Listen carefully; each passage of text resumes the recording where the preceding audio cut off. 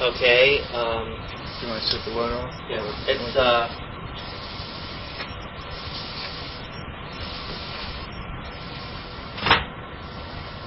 okay, it's September 1st, 1988, and we have with us Stephan Rockwerk. Is that, can you say your name? Yeah. Yeah. Stephan Rockwerk. And, where were you born? I was born in New York City, the Bronx, March 1st, 1949. And what's your permanent address? Los Angeles, California. No, with your address, Well, mailing address. 611 North Marengo, Pasadena, California. 91104. Okay. This month.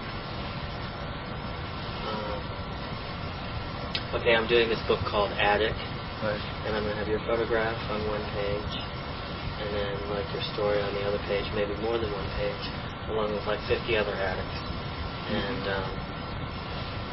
use your name in it, the photograph, and then your story. Don't worry about talking about the program, because I'm going to delete any reference to NA.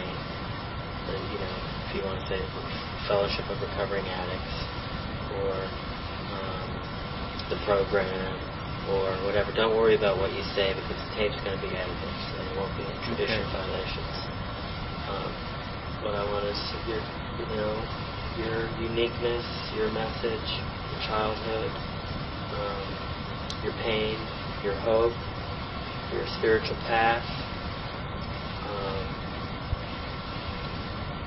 Hopefully other people will realize that there are clean addicts and we are living happy lives. You're an interesting, unique individual. I just want to know your little piece in this whole puzzle. Okay. Just take it easy. We've got 90 minutes. We want to talk 90 minutes. It's no big deal to talk. Yeah, well, my name is Stephan, and I'm a recovering addict.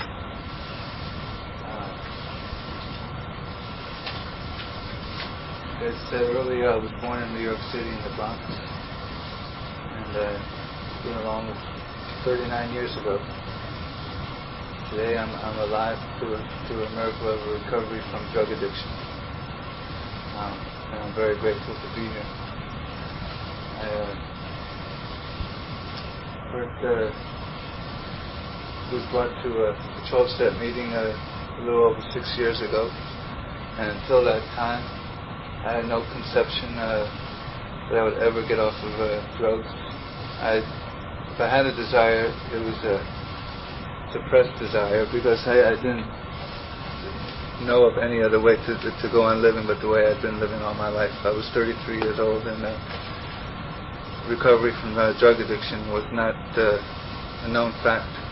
At least I'd never heard of it. And I was not interested in getting a crew cut and a bow tie and joining some cult or born again group or whatever. And so I was just prepared to go on living my life uncomfortably, miserably,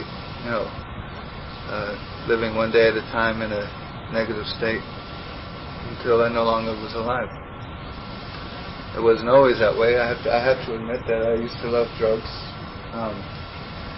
You want to know about my childhood? My childhood, I was born in the Bronx. When I was about a year old, my father took off to the Korean War, and I didn't meet him until I was 4.5 years old. And he was a prisoner of war, so we didn't know if he was dead or alive for a while. He was a POW, And when he came back, he came straight into civilian life, and not civilian life. He came straight to me and my mother, instead of going through any re-entry program, and that he and I just never got along. There was never any communication. One of the miracles in my recovery is that today my father is my best friend. I'm going to jump around. I was not prepared to speak on this hodgepodge and some thoughts together. But that disharmony in our house, he used to say jump and expect me to be going in the air saying, "How high, sir?" And he would say jump, and I would look at him like, "Why?" And it was just a continual turmoil in the house. So when I was 17, in 1966, I to reading this article in Life magazine on Timothy Leary, and up until that time I was a typical juvenile delinquent. I drank on Friday nights, I'd sniffed flu when I was 13, but my drug addiction, including alcohol, was pretty much under control because I'd been involved in sports and various other enterprises. I just split from home and ended up on the streets of the West Village, Greenwich Village, in the summer of '66. And life was one big fantasy. I enjoyed my life. I was running from who I'd been, where I came from, and I was off on an adventure that ultimately ended me up here in Los Angeles, California, December 1967. I was on mescaline. I've been living up in Millbrook, New York for half the summer, for about 4 months in a teepee with the and I've was in a commune, had long hair. And it was December, and we were back in the East Village, and it was cold, and all I had was this, moccasin jeans and a t-shirt and a little army jacket and a thin scarf, and I said, fuck this, I want to go where it's warm. And I mentioned that to my family. Yeah, that's where I lived. With Billy Hitchcock, Peggy Hitchcock. I knew them all. And I was living in a little one-room apartment with about 15 other psychedelic teenagers. We lived in teepees up at Millbrook. We used to be called Teepee Town Tribe. And we were on mescaline. Somebody said, well, if you feel that way, maybe you ought to just go to California. And I said, you're right. And I took a walk, and I walked into this restaurant and talked somebody, some straight guy with a crew cut and bow tie on, into driving to California. And a week later, I'm sitting in Los Angeles, and I've more or less been here ever since. I've never lived in New York City since that day. I in Los Angeles got together with a couple other hippies, and my family in New York got together to meet me in Arizona, and we lived in Arizona. We had this red school bus, and we drove around the southwest of Arizona for the summer of '68. And September of '68, the bus was going to New Mexico, and I said, let me off the bus. And I hitchhiked back to Tucson, where I continued to live for 3 years. And at this point, my drug addiction just consisted of psychedelics and marijuana. A daily acid trip, a weekly acid trip, peyote, mescaline. I didn't drink. I didn't do hard drugs. Believed in love and peace and happiness and the whole hippie movement. And it accelerated to a point to where I got involved with opening up a vegetarian health food store and restaurant in Tucson, Arizona, where I stayed until 1971. I was also involved in the illicit activities involving marijuana to support that place, to expand that place. I had a ranch in the desert, and I'll make a long story short. I usually don't talk about all this, but I ended up giving the restaurant away one day to somebody who I was in disharmony with, who was my partner. I just said, look, you can have it all. And I moved to Tangier, where I stayed for a year. And when I left Tangier, I moved to Los Angeles, California. Because in Tangier, I started drinking. I started smoking cigarettes because I have friends that mix tobacco with their keef, and I would choke on it, so I started smoking cigarettes so I could be a part of my friends, and along with smoking cigarettes to mix with the keef, I caught a cigarette habit. And can we stop for a minute? You can end up with the hot springs. Yeah, well, through the 60s and early 70s, I believed in what I was doing. I was involved with smuggling marijuana. I was in North Africa because we were smuggling hashish. I was under the illusion that we were doing good, and a lot of the money went to supporting enterprises like the restaurant and communes and a Jaguar and a pickup truck and a ranch in the desert. But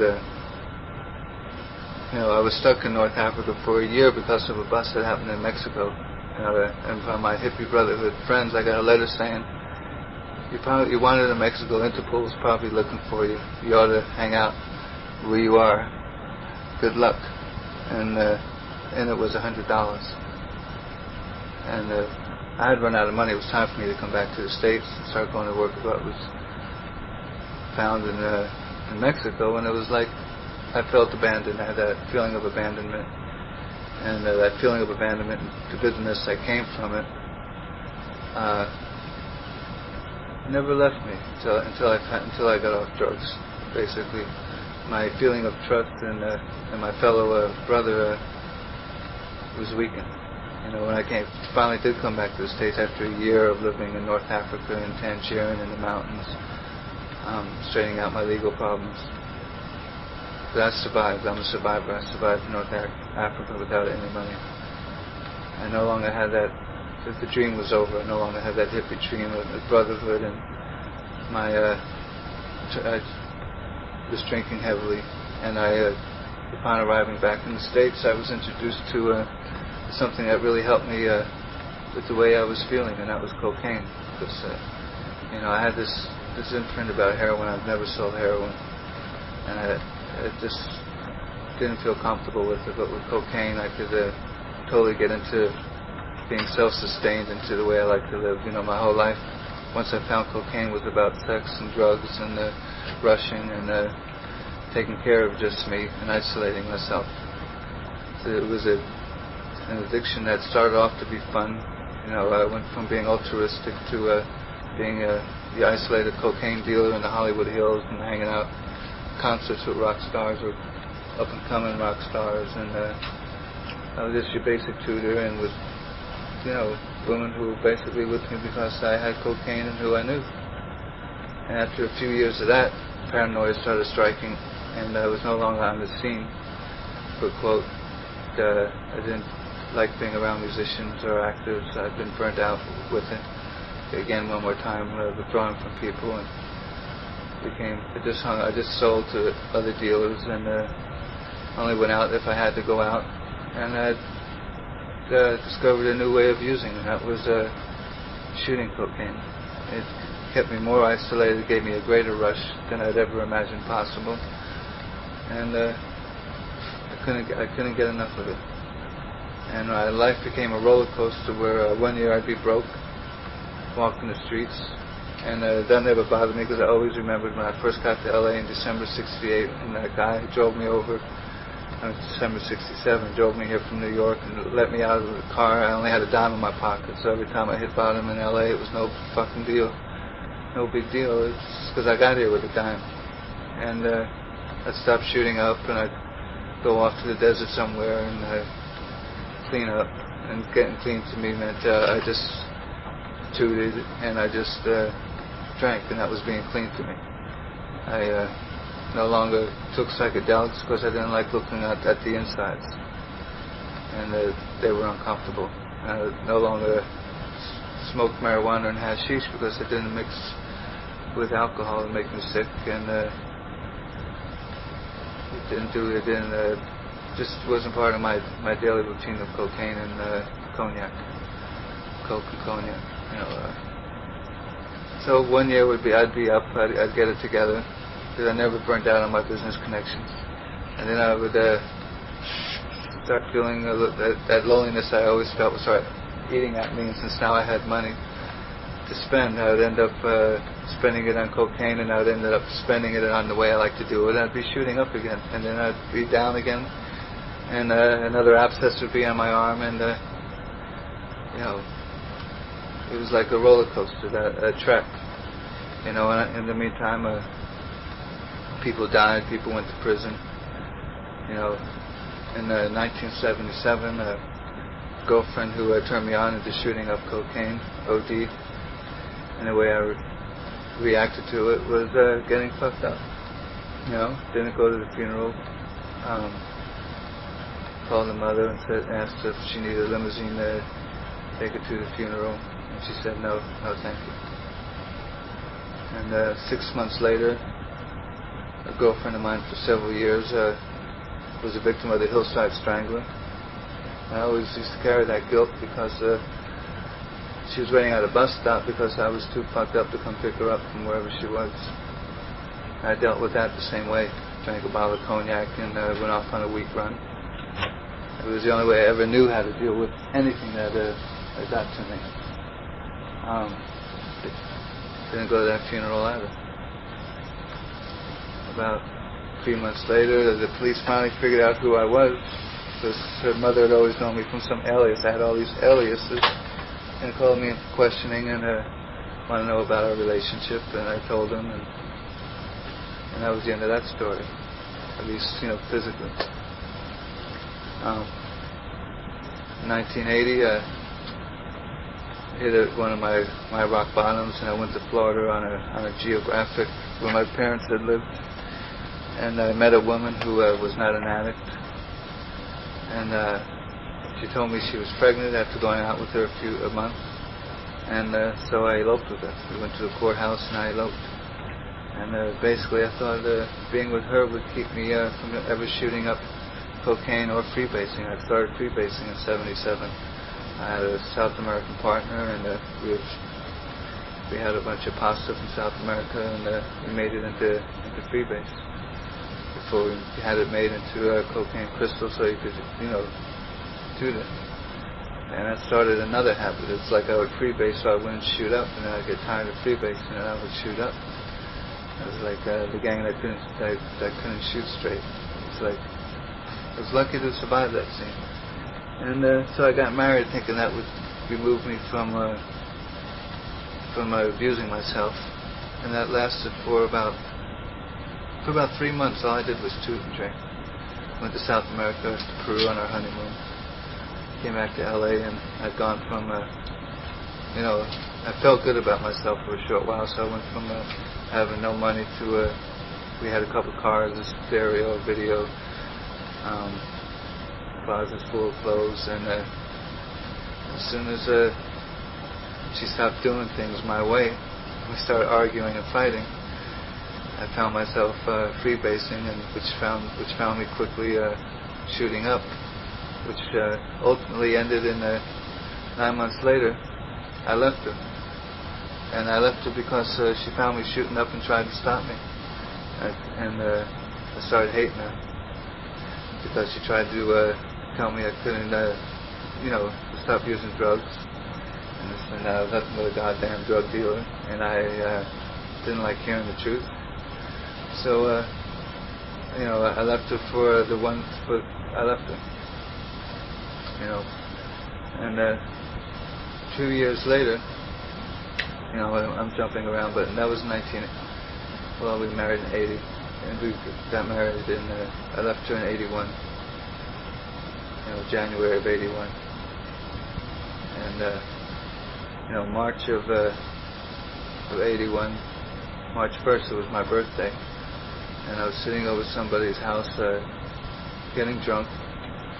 I was afraid to be around any cocaine because I'd gotten to a point that every time I put a needle in my arm, I would OD. I just survived an experience to where I was in Tucson, and I was walking around places where I had my restaurant, and the street where my restaurant used to be was now a bar.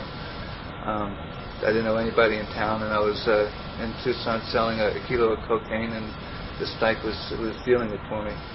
And I was hooked up in this hotel, and I put enough cocaine in a needle to kill a horse, and I couldn't get the needle out of my arm when I went into convulsions. And I remember asking the Mother of God to save me. It was the first time in my life, in a long time, I did not want to die. And to make the long story short, I ended up somehow miraculously out of the bathroom and came to, I was like in convulsions on a bed.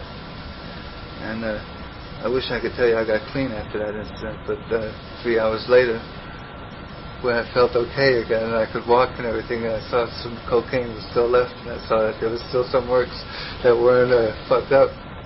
I ended up shooting up until the time to catch the plane back to LA.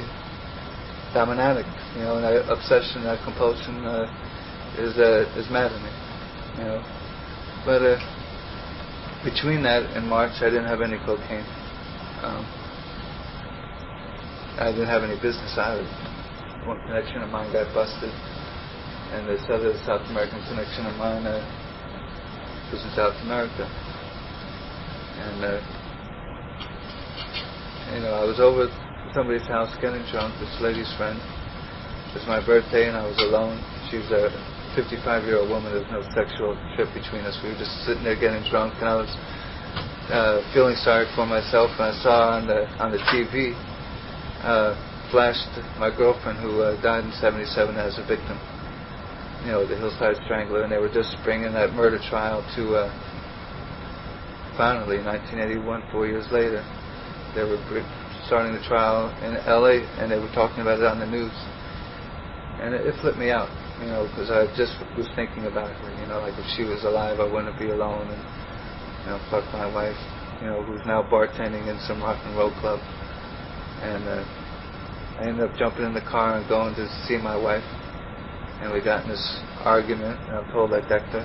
I'm not usually that violent with women, but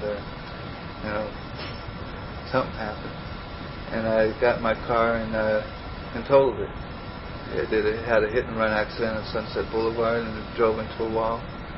Called somebody up who owed me a few $1,000 and said, "Look, would you come and get my car?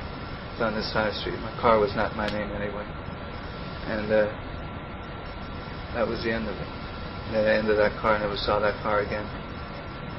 And a few days later, the police got in touch with my answering service, and I thought it was about the accident, and it was homicide. They wanted me to come down and testify at the trial, be a character witness.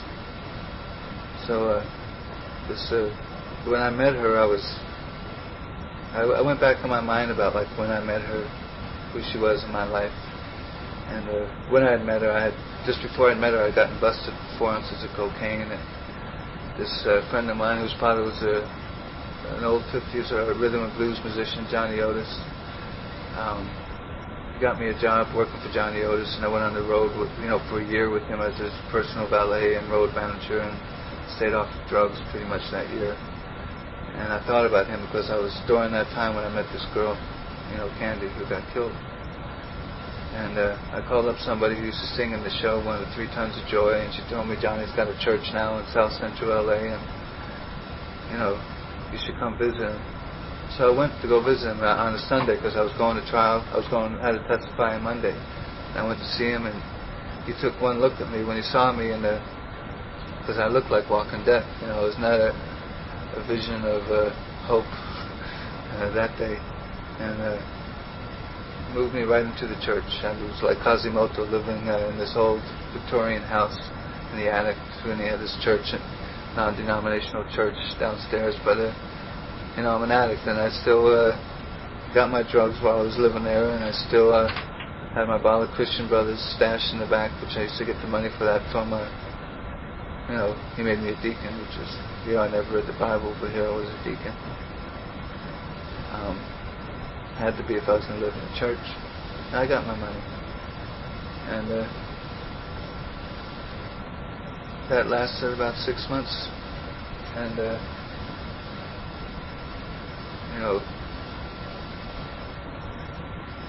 going back again, I think it was just before I met Johnny Otis, right after I'd finished, ODing that time. I did come back to LA, and I still had coke. And at the end of a 3-day run, I walked into this restaurant, and I met this woman who I'd known since I first got to LA in December '67. And she had married this rock musician who was a friend of mine, this English singer, who I'd met in his first tour of the States in '73, I think it was. She told me, Michael's clean. He no longer drinks, no longer does drugs, and you ought to get in touch with him. And I said, yeah, that's great. I'm glad he did something about his problem. And she gave me their phone number. And I didn't believe it anyway, because for years I would see him and he'd ask me where the coke was, and we'd party, and he'd say if I saw Miss Pamela, don't mention we were together, you know. But I just wanted to bring that up because what I'm going to talk about now. One Saturday night at the church, I went out with this old rhythm and blues singer who was coming around Johnny's church. And the last thing I remember, I was standing in this bar in Watts. I was the only white boy there. He was singing on stage, and next thing I remember, I'm laying on the floor in my bedroom in the church, and there's this 300-pound woman in my bed, and Johnny's knocking on the door saying, "Stephan, how come the church isn't ready for services?" You know, it was starting like in a half hour. And I knew at that time that I had a problem. I had that moment of clarity. Yeah. And that night, I got through it. Snuck her out the back door and threw on a suit and washed my face and put on some sunglasses. And I got through it. And that night,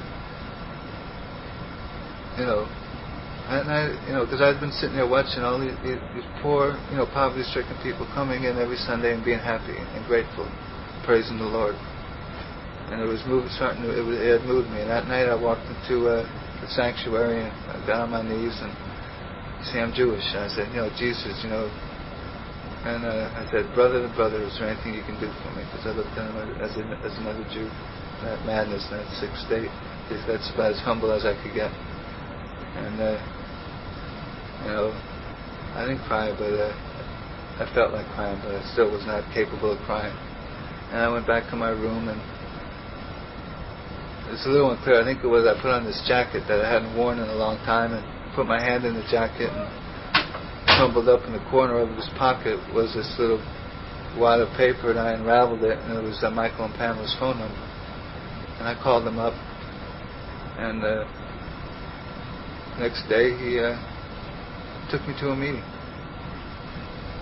an afternoon meeting, and of people who were recovering from disease of addiction.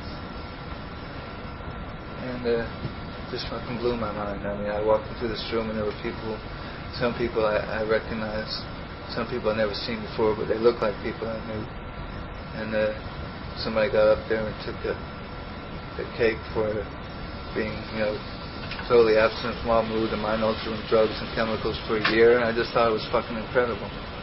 And nobody had a crew cut, and nobody had a bow tie, and some of them were musicians, some were actors, some were lawyers and doctors. I mean, they're just people. Truck driver, everything in that room. And even some people who were just out of work, like me. And I was so happy.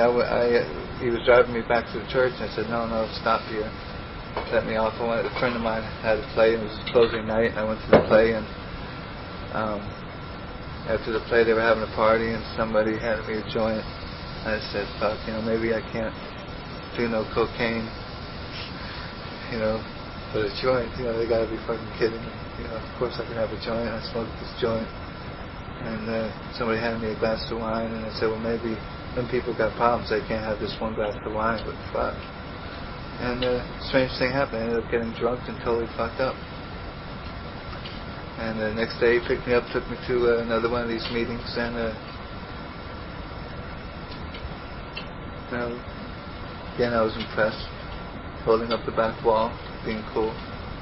He's driving me home, and we were going by this restaurant where this old partner of mine owned it. A pretty successful restaurant. This guy wouldn't have had that restaurant if I hadn't. I went back with this person all the way back to my Arizona days, and I walked in there and I told him, "Hey, changing my life. I'm no longer going to be fucked up.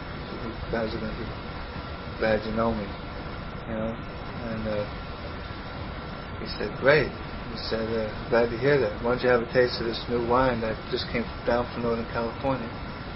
And my head said, well, I can't shoot up no cocaine, I can't toot it, can't smoke no marijuana, but taste the wine, fuck. To make a long story short, that night I ended up in the kitchen with the chef who was a friend of mine, drinking cognac and doing cocaine. And got myself to a morning meeting and said, you know what, I surrender. I can't even have one. and the pain was great enough to where, I no longer wanted it. And I was told if I no longer wanted to feel the loneliness that I was feeling, I had to give up the drinking and the drugging. And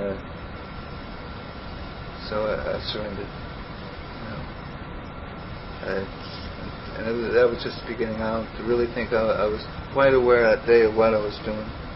Today I know, I haven't stopped nothing. What I've done is I've given my whole life over to the care of God as I understand Him, and it's something I do today on a daily basis. And I'm glad we got through my war story because it bores the shit out of me. And I could tell you about another 2 hours of it, and it really bore us all to death. Because for me, my life began that morning when I got to this meeting early, and there was some guy who was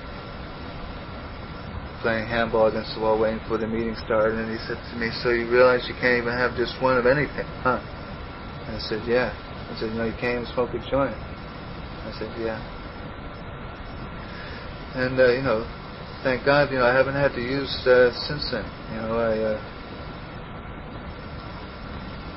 I was introduced to a way of life that's a spiritual way of life, and there's 12 steps that are a guide to living, and that first step tells me that I can't use, and that's where I've admitted I'm an addict, and my addiction I've admitted that I'm powerless over my addiction and made my life unmanageable. And in that step I've accepted that I'm an addict.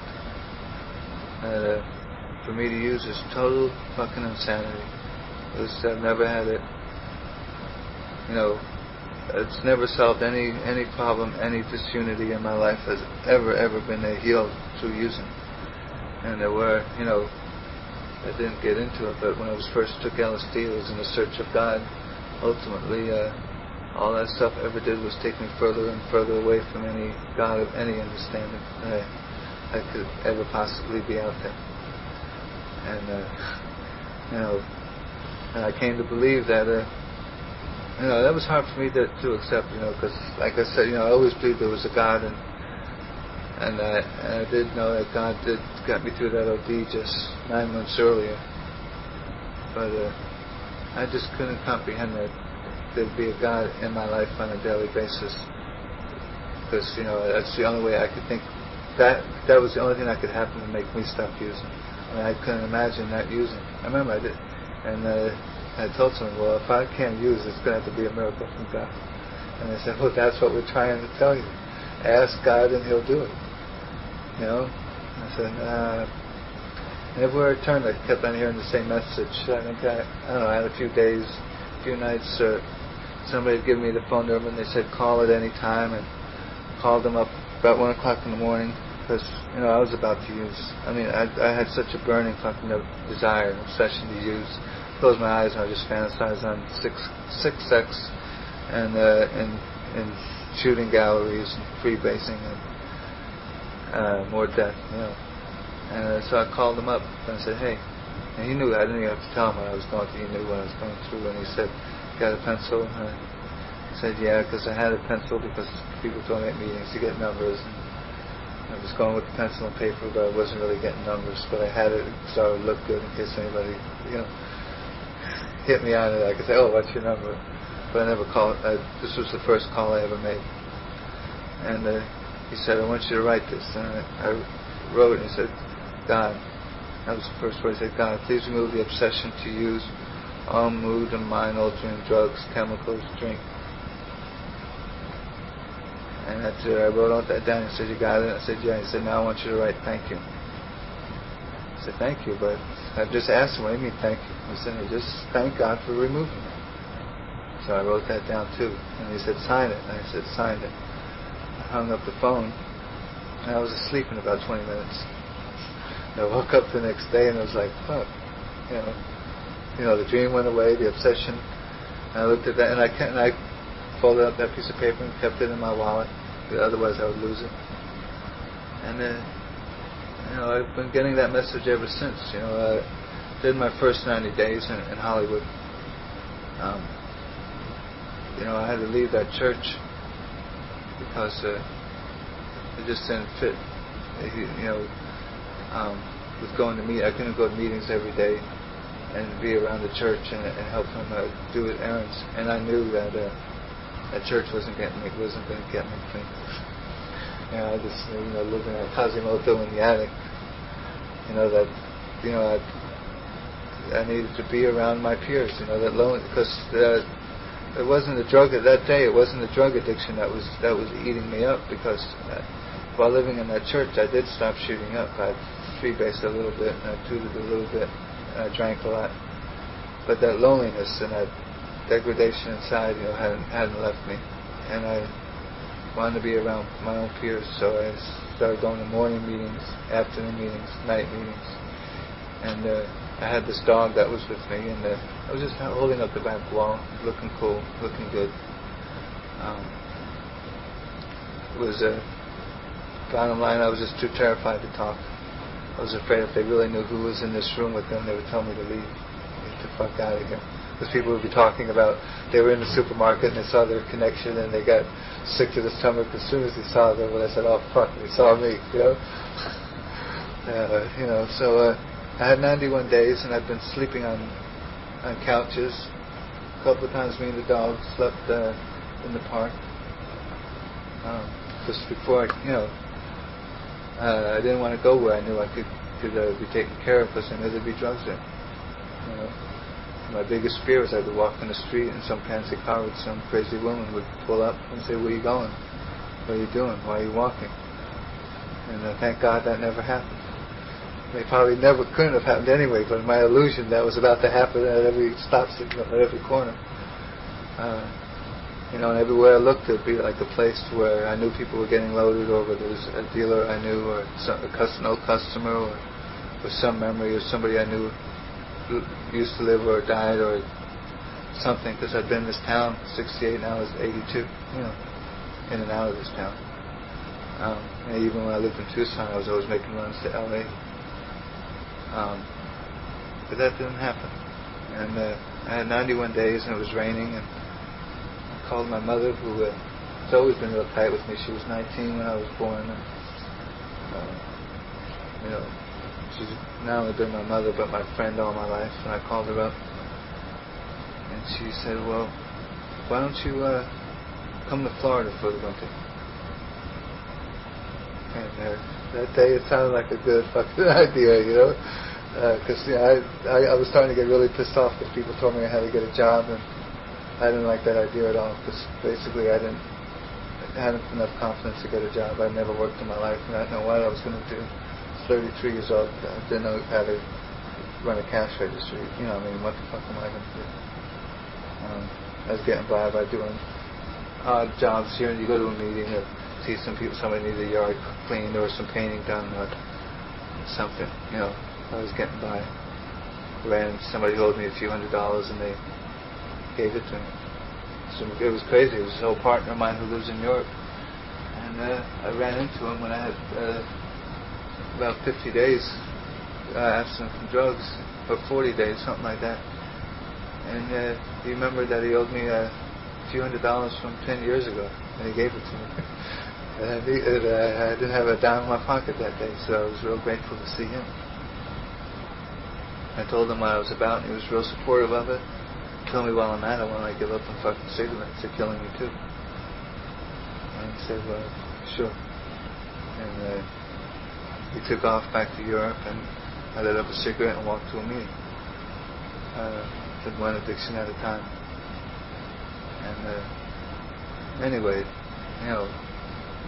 I had a turning point at 71 days, or 73 days, somewhere in there, a real enlightening time. A South American connection who I hadn't seen now in a year showed up, called my answering service, which I still had, and offered me the best deal of my life. Wanted me to move 7-10 keys a week. It was like right when the prices were crashing down, and came back with this. They were going to go no longer through Florida, but straight to California, and blah, blah, blah. They'd known me a long time. And my disease told me, terrific. I can make my business calls for meetings. Who the fuck is going to suspect a thing? I'm clean now, I could handle it, blah, blah, blah. And he told me he'd be back in town in a week. And between then and a week later, going to meetings it hit me that my lifestyle was part of my disease too. That thing of not feeling good enough to have a job and being better than other people, the illusion of being better than other people by being a manipulator and a hustler, getting money, and was sick, and that had to go too. And my ego wouldn't admit the truth that if I had 10 kilos of my possession, that I would sell 9 of them and do the 10th one.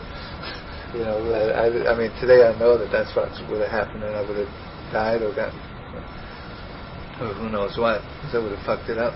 But my ego then just didn't see it that way. But something happened, I remember, I know what happened. This beautiful woman started talking to me who never talked to me before, and told me she used to have a cocaine problem, and she got turned on to it by her boyfriend, who turned out to be a dealer. And somewhere in that conversation I realized that if I ever wanted to really respect myself, look in the mirror and like what I saw, and look at people who I respected and have them respect me, I could no longer be a drug dealer. It wasn't just not going to happen.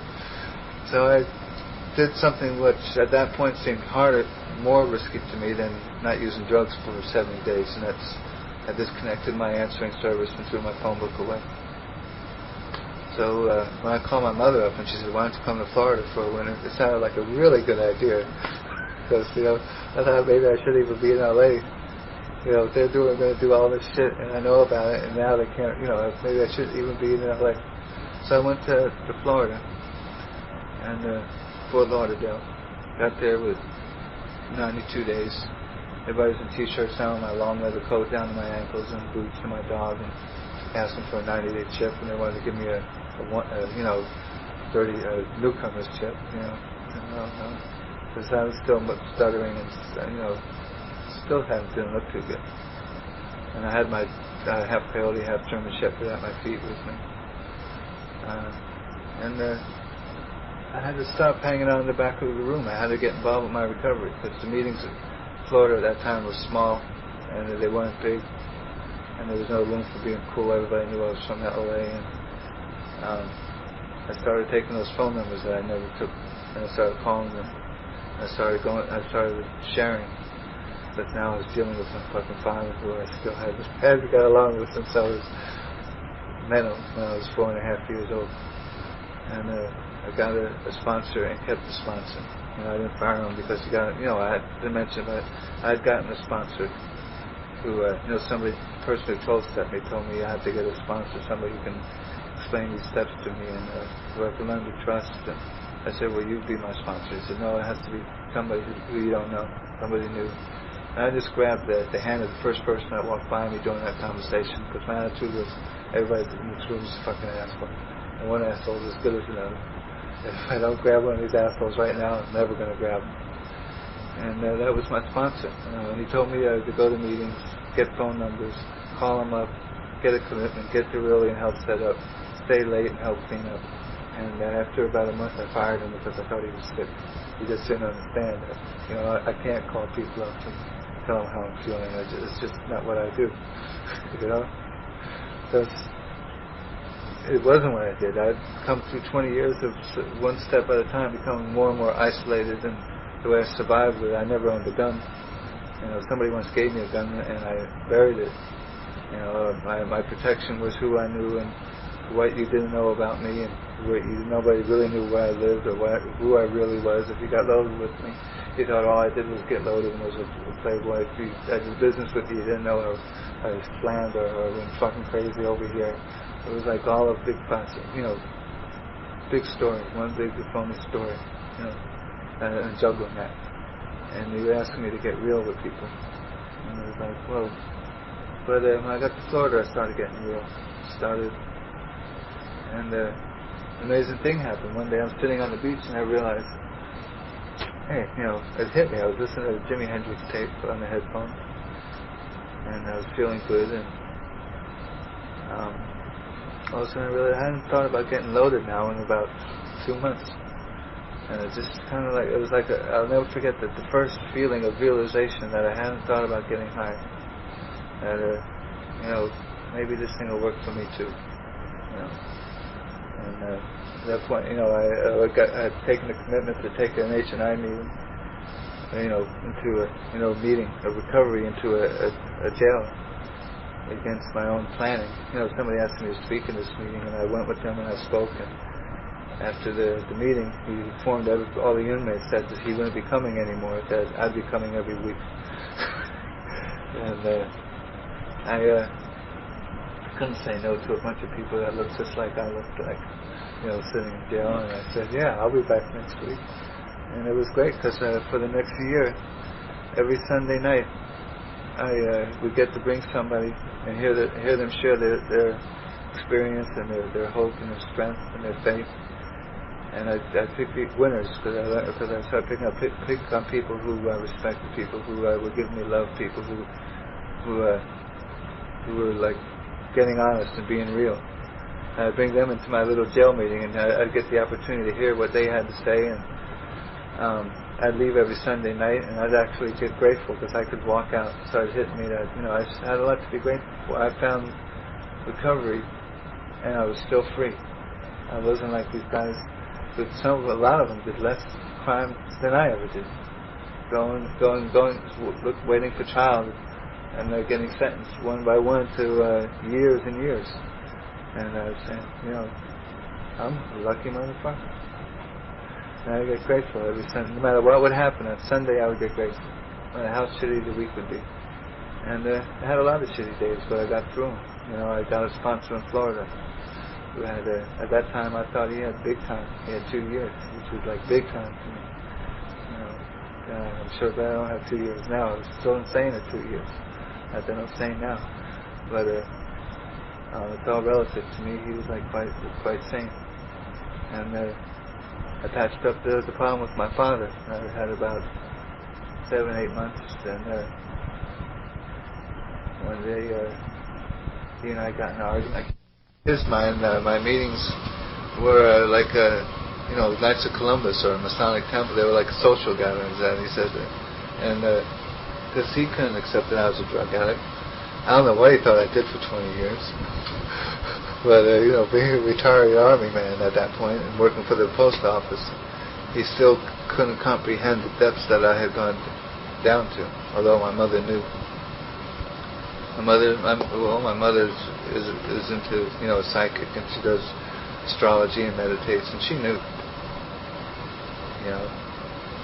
She knew when I was out there what was happening. She's since then told me of all the candles and prayers that she did while I was out there. And so he looked at me and he said, you remind me of my fucking father, who was nothing but a drunk and a bum. My father said this to me, and I told him to go fuck himself. And I said, I don't want to live in your goddamn house anyway. And I walked out because I was living in his garage. Now, I'm skipping a lot of the fight, but can't remember it all. But something happened. As I was getting in the car, I kept hearing those words in his thing, saying that I reminded him of his father, who was a drunk and a bum. I realized for the first time in my life that he was a human being with problems.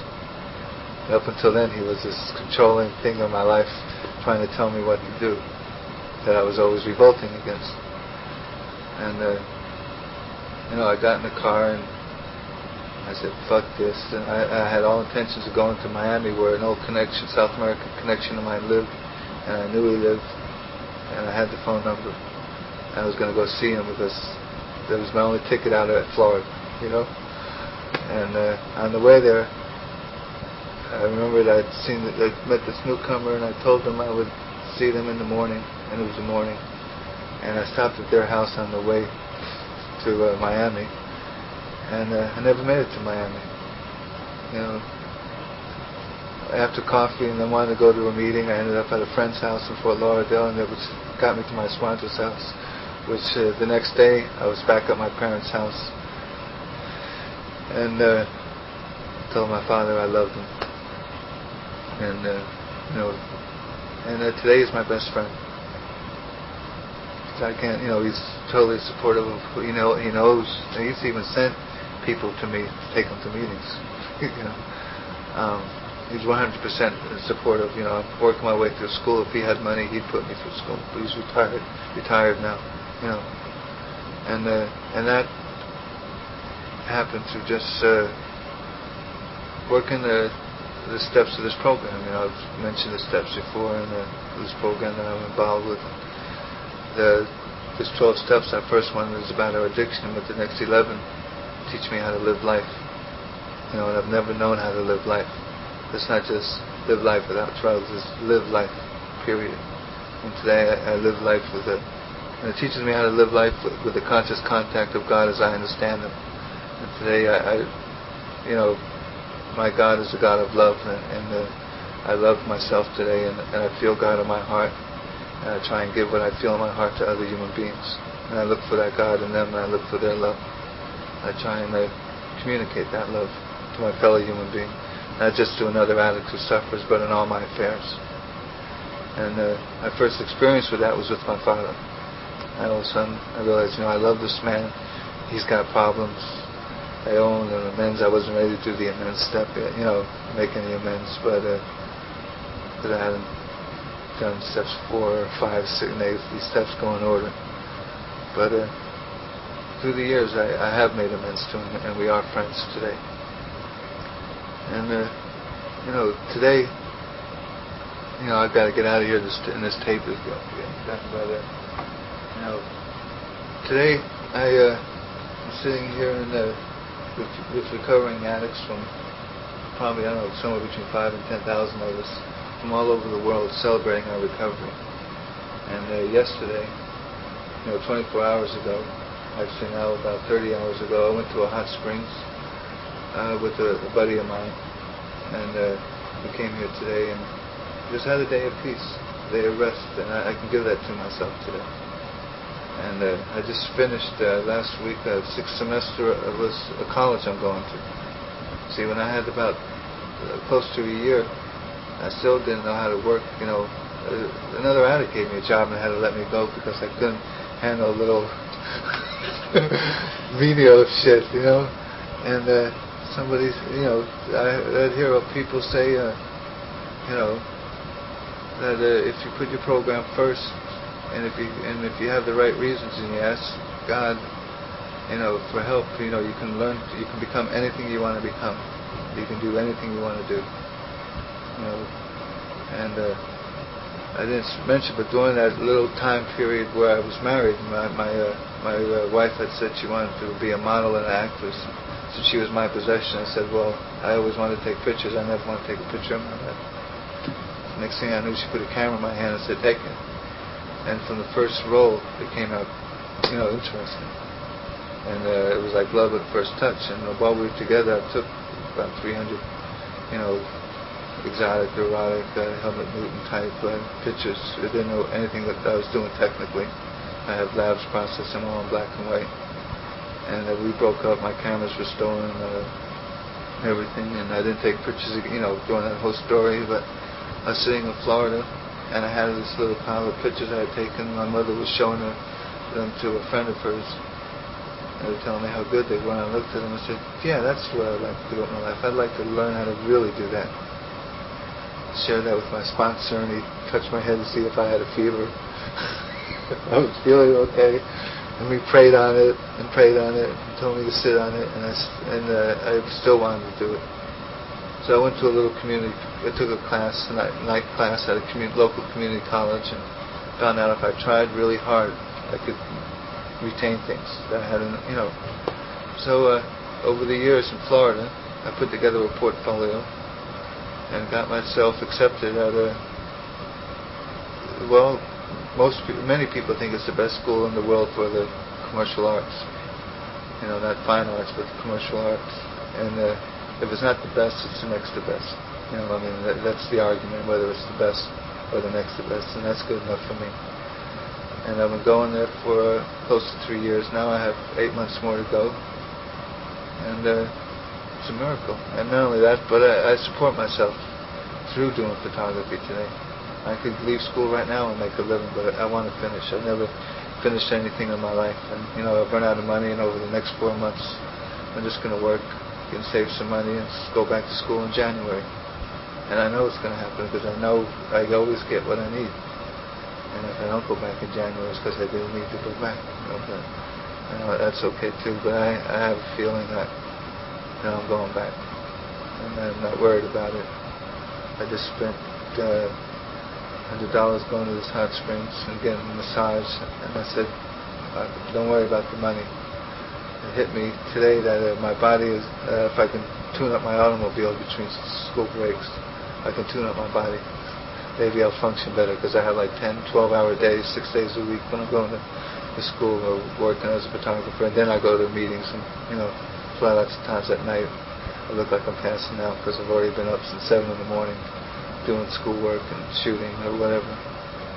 And I have a life today that's worth living. I still have a sponsor. I just recently changed sponsors, and I have a sponsor today who I love and respect. He's been off for drugs for 25 or 26 years, and I see him at least once a week and talk to him several times in between. And because I'm still learning more about these steps, I'm still learning more about the meaning of life and living life. Today I'm getting at the reasons that I turned to drugs in the first place.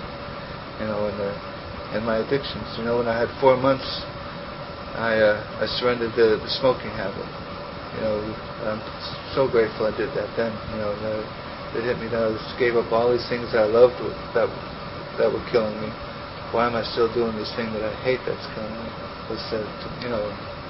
Just recently a Surgeon General came out how tobacco was an addictive drug as bad as heroin and cocaine. And I have many addictions. I'm free from my drug addiction, but I'm not free from some of my sick thinking that I've been addicted to all my life. Some of my insecurities, and I'm just discovering little things I just have to give up every now and then. But it's okay, because as long as I don't use, I'm a winner today. And as long as I don't use, more will be revealed to me of how I can make my life better. And it's more than just not using. As long as I ask God to be in my life and then do actions that testify that I want Him in my life. I have to give to others what I want given to me. I can't. I feel. Just recently somebody asked me, well, why do you still go to those meetings? You don't have the obsession to use, do you? I go, no. And I go, you're not afraid you're going to use if you stop going to meetings. I go, well, I've noticed in my 6 years that 95% of the people who I've seen stop going to meetings use. And the ones that don't use seem constipated and uptight and so full of shit that I might as well use if I'm going to be like that. That's how I was when I was using. And every once in a while you bump into somebody who just stopped going to meetings and found another way, another thing, another spiritual program, and they're okay. But I can't risk that I could be like that. It's not worth the gamble for me. And I do have other spiritual programs that I go to, but they're all an extension of what I've been doing since day one. Because truth is truth. I've never found any true spiritual program to be in conflict with these 12 steps that I've learned.